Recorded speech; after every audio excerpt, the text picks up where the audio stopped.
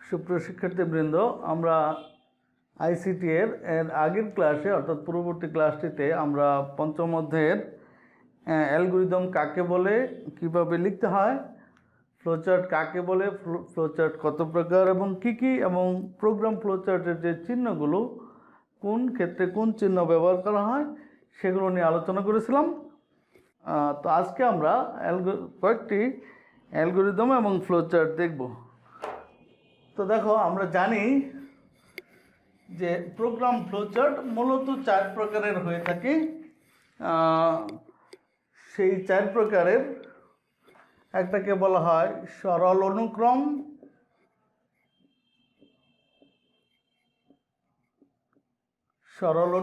বা simple sequence.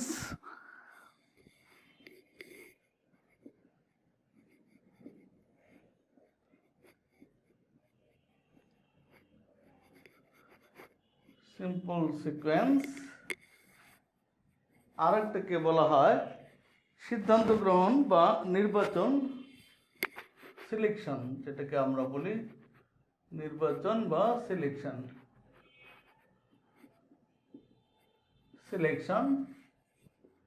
আরেক ধরনের ফ্লোচার্ট আছে যেটাকে আমরা বলে থাকি চক্র বা লুপ, অর্থাৎ একই কাজ বারবার হতে থাকে। চক্র বা লুপ অর্থাৎ রিপিটেশন।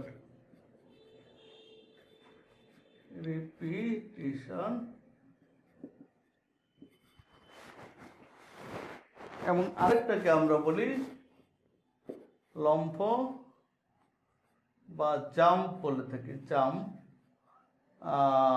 এটা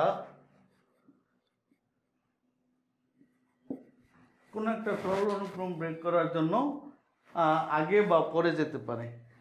তাহলে আমরা এই 4 ধরনের যে ফ্লোচার্টের স্ট্রাকচার, মৌলিক স্ট্রাকচার, তার উপরে ভিত্তি করে আমরা কয়েকটি অ্যালগরিদম এবং ফ্লোচার্ট আজকে আলোচনা করব, যাতে এই জিনিসগুলো ওর মধ্যে থাকে। আশা করি তোমরা সাথেই থাকবে। তাহলে প্রথমে আমি খুব সিম্পল একটা অ্যালগরিদম নিয়ে শুরু করব। 3টি সংখ্যার, দেখো 3টি সংখ্যার যোগফল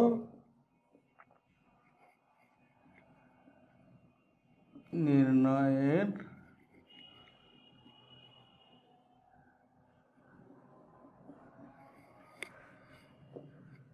অ্যালগরিদম ও ফ্লোচার্ট।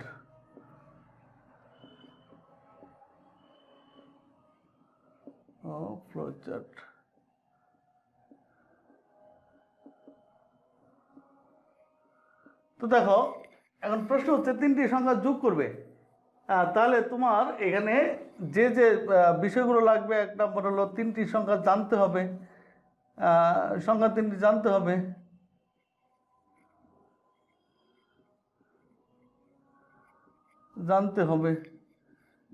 আমরা সংখ্যা 3টে জানার আগে তো যোগ করতে পারবো না, তাহলে আমাকে সংখ্যা 3টে আগে জানতে হবে, তারপরে যোগফল নির্ণয় করতে হবে। যোগফল নির্ণয় করার পরে আমরা জাস্ট যোগফলটা কত হলো সেটার আউটপুটটা আমরা দেখতে হবে, অর্থাৎ এটা প্রিন্ট করতে হবে।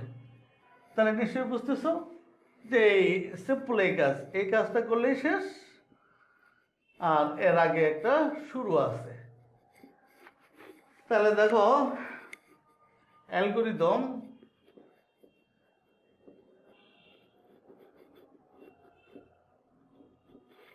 আমরা হেডিংটা যখন পরীক্ষায় লিখব তখন এভাবে লিখে নেব, 3টি সংখ্যার যোগফল নির্ণয়ের অ্যালগরিদম। আশা করি তোমরা লিখতে পারবো। আমি শর্টকাটে দেখাচ্ছি অ্যালগরিদম।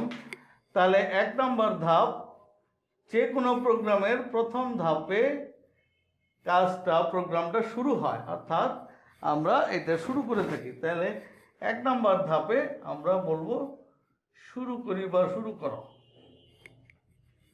তাহলে 2 নম্বর ধাপ, এতক্ষণে নিশ্চয়ই বুঝতে পেরেছো যে আসলে শুরু করার পরে আমার যোগফল নির্ণয়ের জন্য প্রথম যে কাজটা সেটা হলো 3টি সংখ্যার যোগফল নির্ণয়ের ক্ষেত্রে আমার সংখ্যা 3টি জানতে হবে। তাহলে কম্পিউটারকে বলতে হবে যে এই সংখ্যা 3টি তুমি জানো, আমি দিচ্ছি, তুমি জেনে নাও। তাহলে আমি বলবো 3টি সংখ্যা, আমি এদের চলক হিসেবে ABC ব্যবহার করতে পারি। 3টি সংখ্যা, আমি একটু নিচে নিচে লিখি, 3টি সংখ্যা গ্রহণ করো। তাহলে সে এই 3টে সংখ্যা জেনে ফেললো, এবার সে যোগফল নির্ণয় করবে। তাহলে ধাপ, এর পরবর্তী ধাপ অর্থাৎ ধাপ 3-এ সে সংখ্যা 3টি যোগ করবে। তাহলে সংখ্যা 3টির যোগফল নির্ণয় করো। যোগফল নির্ণয় করো। আচ্ছা, এবার যোগফল যখন নির্ণয় করা শেষ হয়ে গেল, তখন সে এই সংখ্যা যোগফলটা প্রিন্ট করবে পরবর্তী ধাপে। তাহলে ধাপ 4-এ গিয়ে সে এই প্রাপ্ত যে যোগফল সেটা প্রিন্ট করবে, অর্থাৎ যোগফল প্রিন্ট করো।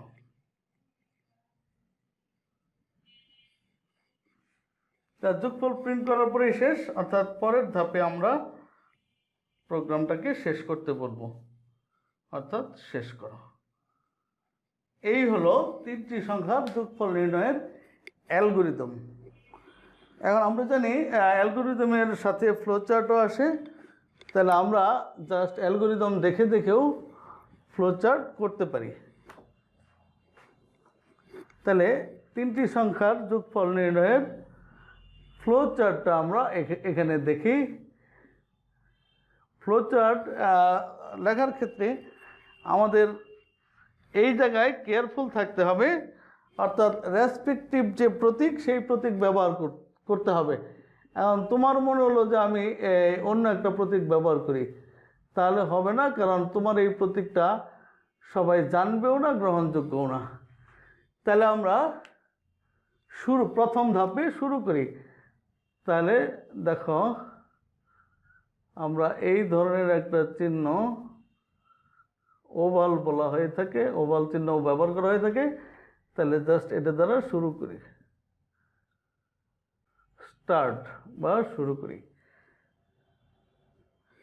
এরপরে দেখো দ্বিতীয় ধাপে আমরা 3টি সংখ্যা গ্রহণ করো। এটা যেহেতু ইনপুট, আমরা ইনপুটের ক্ষেত্রে এরকম সামান্তরিক ব্যবহার করে থাকি, খেয়াল রাখতে হবে। এরকম সামান্তরিক ব্যবহার করে থাকি। তাহলে এখানে আমরা বলবো ইনপুট এবি, ইনপুট ABC। এরপরে যোগফল, আমরা যোগফল রাখার জন্য একটা ভেরিয়েবল বা চলক ব্যবহার করব। যোগফল মানে একটা প্রক্রিয়া, এবং প্রক্রিয়াকরণ চিহ্ন আমরা জানি এটা আয়তক্ষেত্র। তাহলে যোগফল ব্যবহার করার জন্য আমরা সাম ব্যবহার করতে পারি, টোটাল ব্যবহার করতে পারি। তাহলে আমরা যদি সাম ব্যবহার করি, সাম ইকুয়াল এই 3টার যোগফল, that is A plus B plus C। এবার পরের ধাপে আমরা যোগফলটাকে প্রিন্ট করব। তো আবার খেয়াল করো, প্রিন্ট যেহেতু করব, এটা একটা আউটপুট। ইনপুটের জন্য যে চিহ্ন ব্যবহার করা হয়, অর্থাৎ সামান্তরিক, আউটপুটের জন্য একই চিহ্ন ব্যবহার করা হয়। তাহলে এটাও হবে সামান্তরিক। আমরা বলবো প্রিন্ট করো। কি প্রিন্ট করো? যোগফলটা, অর্থাৎ প্রিন্ট সাম, প্রিন্ট সাম। তাহলে যোগফল প্রিন্ট করলো, দেখো এরপরে শেষ করবে, তাহলে পরের ধাপে জাস্ট শেষ করবে, এন্ড এন্ড। এই হলো ফ্লোচার্ট। তো আশা করি এই সিম্পল ফ্লোচার্টটা আমরা বুঝতে পেরেছি। এরপরে আমরা সিদ্ধান্তমূলক একটা ফ্লোচার্ট নিয়ে আলোচনা করব। যেমন মনে করো তিনটি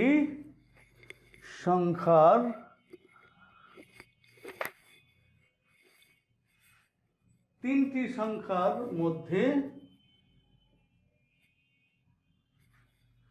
বড়টি নির্ণয়ের অ্যালগরিদম, বৃহত্তমটি।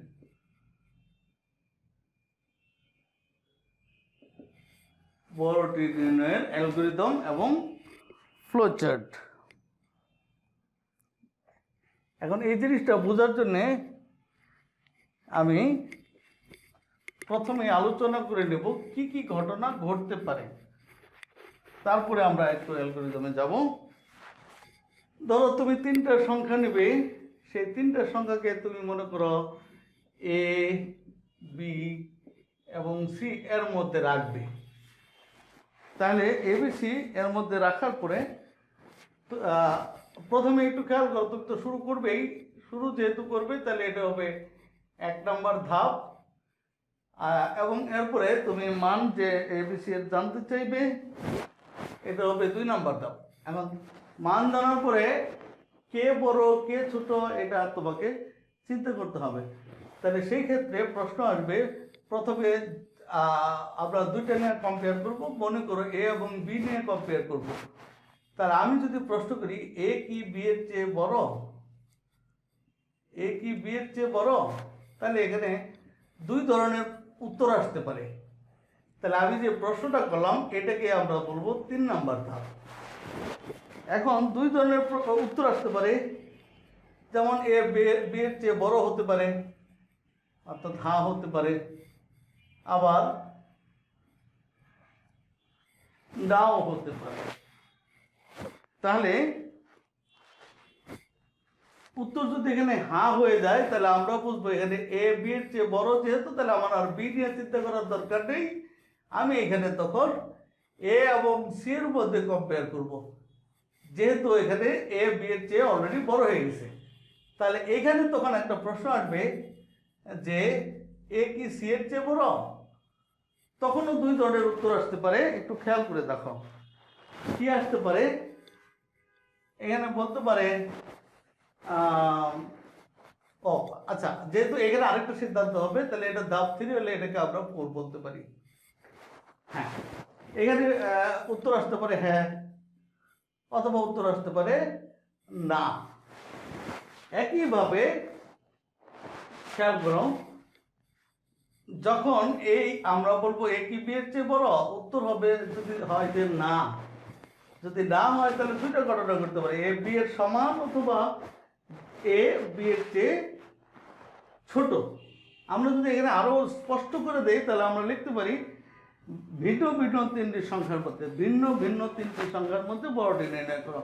আচ্ছা, তাহলে এখানে যদি বি বড় হয় তাহলে এখন আমরা কম্পেয়ার করতে হবে তাহলে বি এবং সি এর মধ্যে। তাহলে এখানে আমার একটা প্রশ্ন আসবে, সেই প্রশ্নটা হবে বি কি সি এর চেয়ে বড়, এই ধরনের একটা প্রশ্ন আসবে। তাহলে খেয়াল করো, এটা যদি 4 হয় এবং এটার পরেই যেহেতু আমরা এই উত্তর নিয়ে কাজ করতে চাচ্ছি, তাহলে আমি এটাকে 5 নম্বর ধাপ চিন্তা করতে পারি। এবার এইখানে উত্তর আসতে পারে হ্যাঁ অথবা না। এখন খেয়াল করো কি ঘটনা ঘটবে। দেখো এখানে এ কি বি এর চেয়ে বড়, উত্তর যদি হ্যাঁ হয় তাহলে আমি বুঝলাম যে এটাই বড়। তখন আমরা প্রশ্ন আরেকবার করে ফেললাম এ কি সি এর চেয়ে বড়, তখন উত্তর যদি আসে হ্যাঁ, তার মানে এ সি এর চেয়েও বড়, অর্থাৎ এ বি এর চেয়েও বড়, সি এর চেয়েও বড়, তার মানে এই সবচেয়ে বড়। তাহলে এখানে হবে এ বড়। আর আমাদের যেহেতু কাজটা ছিল কে বড় এটা নির্ণয় করা, তাহলে এ বড় এটা বলার পরে আমার কাজ আসলে শেষ হয়ে যাবে, অর্থাৎ এরপরেই শেষ হয়ে যাবে। আবার যদি এখানে এখানে খেয়াল করো, আমি কিন্তু এখানে আসছি এ বড় মনে করে, এ কিন্তু বড় মনে করে এই জায়গায় আসছি, যেহেতু হা বলছি। আর এই জায়গায় আসছি এ ছোট, অর্থাৎ বি বড় মনে করে। এখন এ যেহেতু সি এর চেয়ে বড়, সরি না যদি বলি, তাহলে দেখা যাবে সিটা এর চেয়ে বড় হয়ে যাবে। এখানে ছিল এ বড় আর এখানে হলো সি বড় এর চেয়ে। তাহলে এখানে বোঝাই যাচ্ছে যে এ বি এর চেয়ে বড় কিন্তু সি এর চেয়ে ছোট। দ্যাট মিনস এখানে সি বড়। খেয়াল করো। একইভাবে হ্যাঁ, আমি বলতে পারতাম যে এটা এখানেও শেষ, কিন্তু এখানে একটা ঘটনা ঘটবে, আমরা সেটা পরে দেখব। আবার এই শাখায় যদি আসি, এখানে দেখা যাচ্ছে বি বড়, তাহলে বি বড়, সেই ক্ষেত্রে প্রশ্ন আসবে বি সি এর চেয়ে বড় কিনা। যদি এখানে দেখো বি সি এর চেয়ে বড় হয়, তাহলে উত্তর যদি হ্যাঁ হয়, আমরা দেখতেছি এখানেও বি বড়, এখানেও বি বড়, অর্থাৎ সি এর চেয়েও বি বড়। দ্যাট ইজ এটা বি বড়। উত্তরটা যদি হ্যাঁ হয়, তাহলে এখানে হয়ে যাবে বি বড়, এবং এটাও শেষ হয়ে যাবে, কাজটা এখানেও শেষ হয়ে যাবে। আচ্ছা, আবার যদি না হয়, না হওয়া মানে সি বড়, তার মানে এটা হলো বি এর চেয়ে বড় কিন্তু সি বি এর চেয়ে বড়, তাহলে সি বি এবং এ উভয়ের চেয়ে বড়, অর্থাৎ সেই ক্ষেত্রে সিটাই সবচেয়ে বড়। এখন খেয়াল করো, সি সবচেয়ে বড় দুইটা কন্ডিশনে, এই দুইটা কন্ডিশনকে আমরা একত্র করে একটা ধাপ হিসেবে ব্যবহার করব। তাহলে সেটাকে আমরা 6 নম্বর ধাপ বলতে পারি, যেহেতু অলরেডি আমরা 5 নম্বর ধাপ ব্যবহার করছি। এবার বড় যেহেতু কোনটা বের করে ফেললাম, তাহলে এরপরে শেষ হয়ে যাবে, তাহলে এই শেষটাকে আমরা 7 নম্বর ধাপ বলতে পারি। এই যে আমরা পর্যায়ক্রমে এই ধাপগুলো অ্যালগরিদম আকারে আমরা লিখব। আশা করি তোমরা আমার এই চিত্রায়নটা বুঝতে পারছো। তাহলে এরপরে আমরা এখন এই ভিন্ন ভিন্ন 3টি সংখ্যার মধ্যে বৃহত্তম নির্ণয়ের অ্যালগরিদমটি লিখব। তো দেখো, অ্যালগরিদম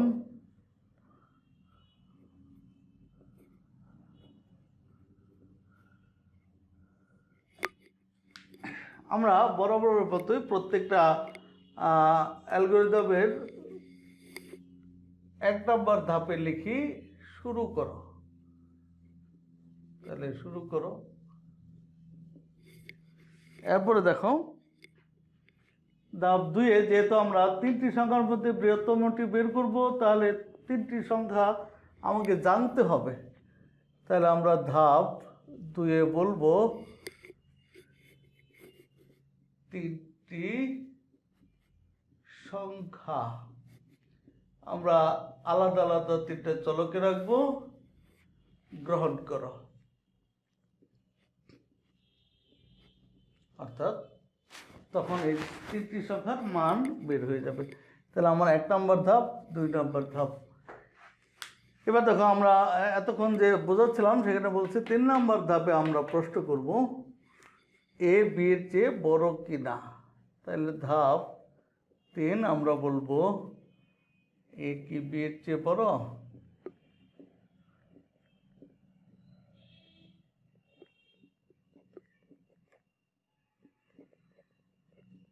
হ্যাঁ। তাহলে উত্তর হতে পারে আইদার হ্যাঁ অর না। না, তাহলে উত্তর আমরা বলছি উত্তর হ্যাঁ হলে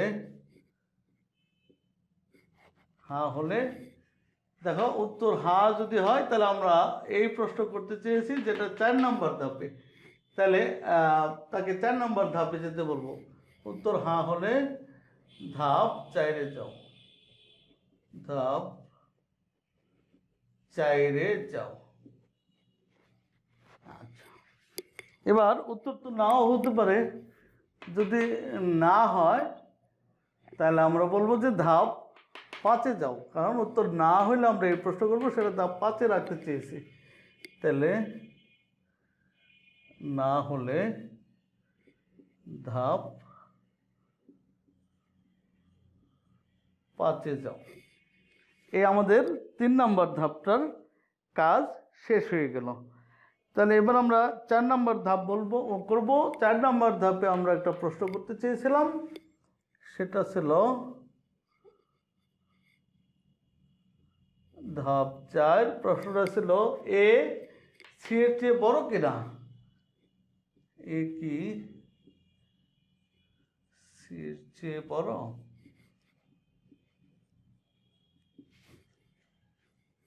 তো দেখো এইখানেও দুই ধরনের উত্তর আসতে পারে। যেমন উত্তর আসতে পারে হ্যাঁ, তাহলে উত্তর যদি হ্যাঁ হয়, দেখো সেই ক্ষেত্রে আমরা দেখতেছিলাম যে এ সবচেয়ে বড় হবে। তাহলে আমরা তখন বলবো এ বৃহত্তম সংখ্যাটি এ, সেটা ওকে ছাপাতে বলবো। তাহলে ছাপাও বৃহত্তম সংখ্যাটি সমান এ। ছাপানোর পরে কাজ শেষ, তার মানে তাকে শেষ ধাপে চলে যেতে বলবো। শেষ ধাপটা আমরা রাখছিলাম 7 নম্বর ধাপে। ছাপাও বৃহত্তম সংখ্যাটি এত, অতঃপর ধাপ 7-এ যাও। অতঃপর ধাপ 7-এ যাও। আবার এখানে উত্তর নাও হতে পারে। যদি না হয়, একটু খেয়াল করো, উত্তর যদি না হয়, 4 নম্বর ধাপের উত্তর যদি না হয়, তাহলে আমরা বলছিলাম যে এখানে সি বড় হবে। যেহেতু সি বড় দুই জায়গায় আছে, এই কারণে সেটা আলাদা আলাদা দুই জায়গায় না লিখে এটা একটা ধাপে রাখতে চেয়েছিলাম, এবং সেই ধাপটা আমরা 6 নাম্বার দিতে চেয়েছিলাম। তাহলে আমরা সেখানে বলবো যে ধাপ 6-এ যাও। ধাপ 6-এ যাও, এটা বলবো। তাহলে এই আমার ধাপ 4-এর কাজ শেষ হয়ে গেল। এবার ধাপ 5। দেখো ধাপ 5-এও একটা প্রশ্ন আছে। তাহলে ধাপ 5, সেখানে প্রশ্নটা ছিল বি সি এর চেয়ে বড় কিনা। তাহলে বি কি সি এর চেয়ে বড়? হ্যাঁ, এখানেও দুটো উত্তর আসতে পারে। যেমন উত্তর হা হতে পারে। তাহলে উত্তর যদি হা হয়, উত্তর হা হলে আমরা দেখলাম সেখানে বি বড়। তাহলে যেহেতু এটা একবারই, এই কেসটা একবারই, এই কারণে আমরা এখানে লিখে দিতে পারি আগেরটার মতোই, যে ছাপাও বি বড়। ছাপাও বৃহত্তম সংখ্যাটি ইকুয়াল বি। বৃহত্তম সংখ্যাটি বি।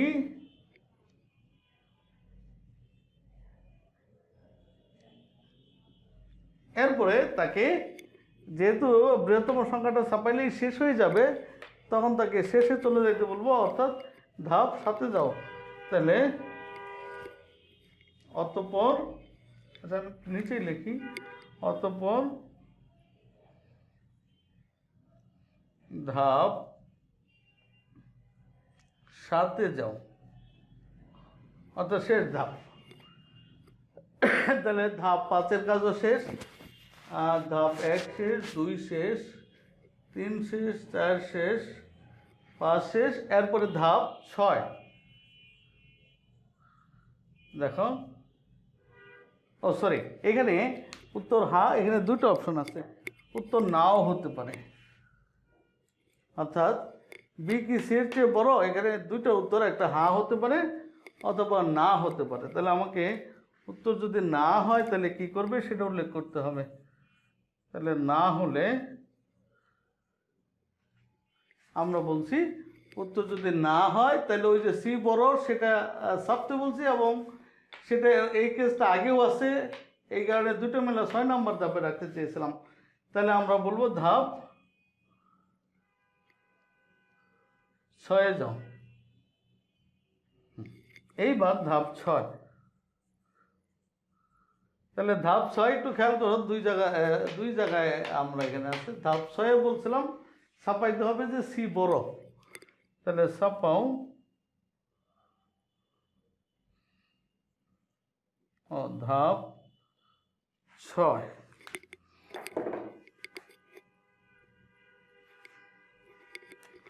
হ্যাঁ, ধাপ 6-এ আমরা ছাপাতে বলেছিলাম যে সি সবচেয়ে বড় এটা। তাহলে ধাপ 6-এ আমরা লিখব যে ছাপাও বৃহত্তম সংখ্যাটি সি, বৃহত্তম সংখ্যাটি ইকুয়াল সি। তাহলে ধাপ 6-এর পরে একটু খেয়াল করো, যেহেতু আমাদের কাজ শেষ, এরপরে ধাপ 7-এ যাবে, এই কারণে এখানে আর এটা উল্লেখ না করলেও হবে, কারণ এরপরে ওখানে এমনি চলে যাবে। তাহলে ধাপ 7, এটা বলবো আমরা প্রোগ্রামটা শেষ করো, অর্থাৎ শেষ করো। এই হলো আমাদের অ্যালগরিদম। তো আমরা এখন এই অ্যালগরিদমটা দেখে দেখে ফ্লো চার্ট আঁকতে পারি। ফ্লো চার্ট,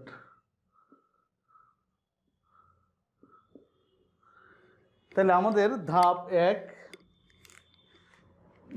1-এ আমরা শুরু করব। শুরু করার জন্য আমরা ওভাল চিহ্ন ব্যবহার করে থাকি, অর্থাৎ ধাপ 1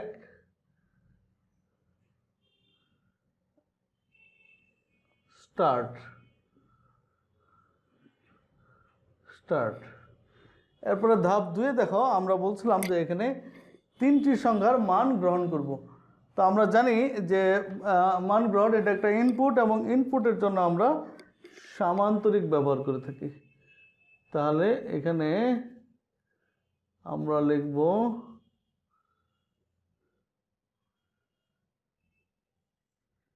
ইনপুট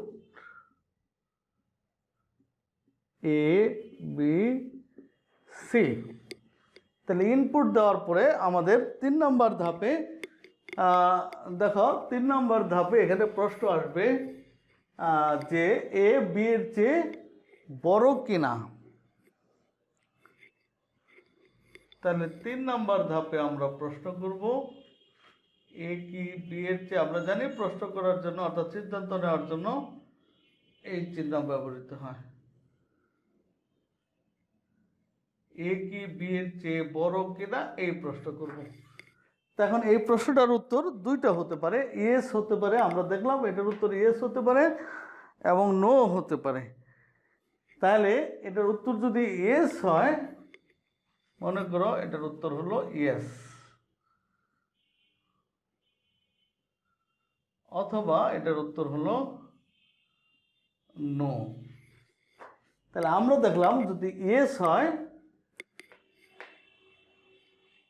3 নম্বর ধাপের পরে, যদি ইয়েস হয় তাহলে 4 নম্বর ধাপে যেতে বলবো। তাহলে এইখানে ইয়েস যেহেতু, এখানে 4 নম্বর ধাপটা হবে। তাহলে 4 নম্বর ধাপ কি, এ কি সি এর চেয়ে বড় কিনা এই প্রশ্ন করা, এটাও একটা সিদ্ধান্তের বিষয়। তাহলে আমরা এখানে 4 নম্বর ধাপটা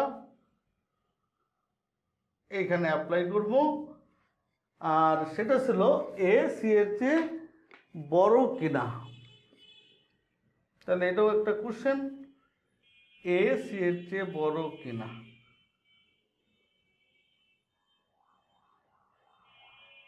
হ্যাঁ, আচ্ছা, একটু খেয়াল করো, আমি এই হাটার জন্য এঁকে ফেলেছি। এবার এটা হলো যদি না হয়, না হলে আমরা ধাপ 5-এ যেতে বলছি। একটু খেয়াল করো, ধাপ 4-এর এই অংশটা আমরা অলরেডি আঁকছি। তো যদি না হয় তাহলে আমরা ধাপ 5-এ যেতে বলছি। তাহলে না হলে এখানে আসবো, এবং এখান থেকে আমরা চলে যাব ধাপ 5-এ, অর্থাৎ ধাপ 5 মানে এই জায়গায়। তাহলে এখানে একটা কোশ্চেন আসবে, সেই কোশ্চেনটা হবে বি কি সি এর চেয়ে বড় কিনা। তাহলে কোশ্চেনটা হবে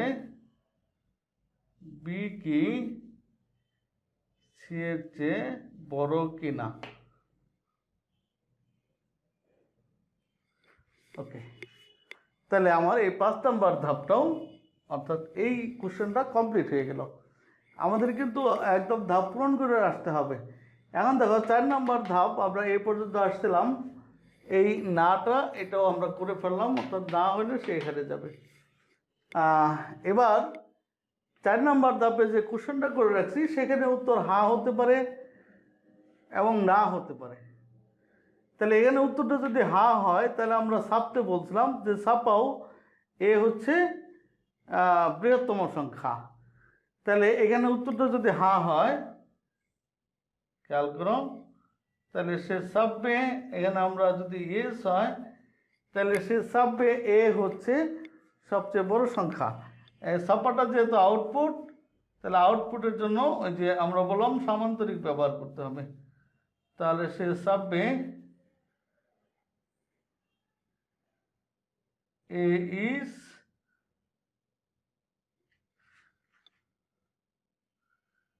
greatest number equal A. Greatest number আমি শর্টকাটে লিখতেছি, গ্রেটেস্ট নাম্বার ইকুয়াল এ। অর্থাৎ এই কাজটাও আমরা কমপ্লিট করে ফেললাম। হ্যাঁ হলে ছাপাও বৃহত্তম সংখ্যাটি এ। এরপরে ধাপ 7-এ যাইতে বলছি, অর্থাৎ আমরা এখান থেকে ধাপ 7-এ চলে যাব, সেটা আমরা পরে দেখাচ্ছি। এরপরে খেয়াল করো এটাও কমপ্লিট হয়ে গেল। এখন আমাদের না হলে, দেখো এইখানের না আর এই জায়গার না দুইটাই ধাপ 6-এ গেছে। এই কারণে এই দুইটারই নোটা আমরা একসাথে সংযোগ করব। এটার নো এবং এটার নো একসাথে সংযোগ করব এরকম একটা কানেক্টর ব্যবহার করে। এবং সেখান থেকে আমরা যেহেতু একটা ধাপেই যাবে 6 নম্বর ধাপ, সেখান থেকে আমরা এখানে 6 নম্বর ধাপটা পরে আঁকবো। ওকে, তাহলে না হলে ধাপ 6-এ যাও। এখন প্রশ্নটা হচ্ছে আমি যদি এটার কাজ করি ধারাবাহিকভাবে কাজ করে আসবো। না হলে ধাপ 6-এ যাও, তাহলে ধাপ 6 কী ছিল? ছাপাও বৃহত্তম সংখ্যাটি সি। তাহলে এইখানে সে ছাপবে বৃহত্তম সংখ্যাটি সি, অর্থাৎ এটাও একটা, যেহেতু ছাপানোর বিষয়, এটাও একটা আউটপুট। তাহলে এখানে ছাপবে গ্রেটেস্ট নাম্বার ইকুয়াল সি। এখানে লিখে দিতে হবে প্রিন্ট, যেহেতু আমরা ছাপাইতে বলতেছি তাহলে লিখতে হবে, জায়গাটা একটু কম হয়ে যাচ্ছে, লিখতে হবে প্রিন্ট গ্রেটেস্ট নাম্বার ইকুয়াল এ। এই জায়গাও সেটা লিখে দিতে হবে, ছাপাও, অর্থাৎ প্রিন্ট করো গ্রেটেস্ট নাম্বার ইকুয়াল সি। তাহলে 6 নম্বর ধাপ শেষ হয়ে গেল। এখন এটা আমরা 5 নম্বর ধাপ এখানে কমপ্লিট করেছিলাম। 5 নম্বর ধাপের এবার উত্তর দেখো, হ্যাঁ হলে এবং না হলে। না হলে যেটা হবে সেটা অলরেডি আমরা করে ফেলছি, অর্থাৎ এটা করে ফেলছি। তাহলে হ্যাঁ হলে আমরা ছাপাইতে বলছি বৃহত্তম সংখ্যাটা বি, তারপরে ধাপ 7-এ যেতে বলছে, অর্থাৎ শেষ ধাপে। তার মানে এটা করার পরে আমাদের ধাপ 7 করলে দেখো এই দুটোই বাকি আছে। তাহলে ধাপ 6-ও আমরা করে ফেলছি, কারণ ধাপ 6-এ এটা ছাপতে বলছিলাম। তাহলে আমরা এটা করার পরে এটাতে চলে যাব। যেহেতু আমার জায়গা কম এই কারণে আমি মুছে দিচ্ছি। খেয়াল রাখবে এখানে বলা হচ্ছে যে হ্যাঁ হলে ছাপাও বৃহত্তম সংখ্যাটি বি। তাহলে এই জায়গায় আমরা 5 নম্বর ধাপ, সেখানে ইয়েস হতে পারে, নো হতে পারে। নো দিয়ে আমরা এখানে গেলাম, তাহলে আমি এখানে ইয়েসটা দেখাচ্ছি। যদি ইয়েস হয় তাহলে আমরা ছাপাতে বলবো। কি ছাপাতে বলবো? যে ছাপাও বৃহত্তম সংখ্যাটি বি, অর্থাৎ প্রিন্ট করো print greatest number equal B. অর্থাৎ আমরা এই ছাপাইয়া ফেললাম, যা আমাদের আউটপুট দেখানোর কথা ছিল সেই আউটপুটগুলো আমরা এখানে দেখলাম। তাহলে আউটপুট দেখার পরে আমরা এখন শেষ করব। তাহলে এই 3টা আউটপুটকে আমি একটা কানেক্টর দিয়ে সংযুক্ত করব, দেখো, এবং সেখান থেকে আমি শেষ করব। তাহলে শেষ করার জন্য আমরা ব্যবহার করে থাকি ওভাল, দ্যাট ইজ ইন্ড। অ্যান্ড এখানে জায়গাটা একটু কম, আশা করি তোমরা বুঝতে পারবে। ENT। এই হচ্ছে আমাদের ফ্লোচার্ট। তো আমরা দুটি অ্যালগরিদম এবং ফ্লোচার্ট আজকে দেখলাম। আমি পরবর্তী ক্লাস থেকে সি প্রোগ্রামিং শুরু করব, কারণ অ্যালগরিদম ফ্লোচার্ট এই দুটো দেখার পর আমি আশা করি যে তোমরা বই দেখলে বুঝতে পারবে। সি প্রোগ্রামিংয়ে যেহেতু অনেকগুলো বিষয় আছে এবং আমি যেহেতু ওটাই আমি মনে করি মূল জিনিস লাইফের ক্ষেত্রে, এই কারণে আমি পরবর্তী ক্লাস থেকে সি প্রোগ্রাম দেখাবো। ধন্যবাদ সবাইকে।